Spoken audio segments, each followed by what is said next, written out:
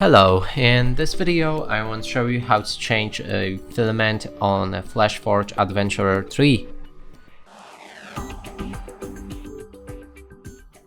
And to do this we'll need to click on a filament icon on the OLED menu. Now select change.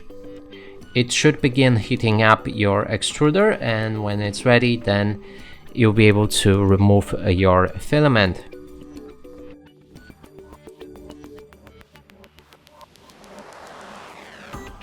Now simply pull out the filament and also make sure to clean your extruder from exciting filament left on it.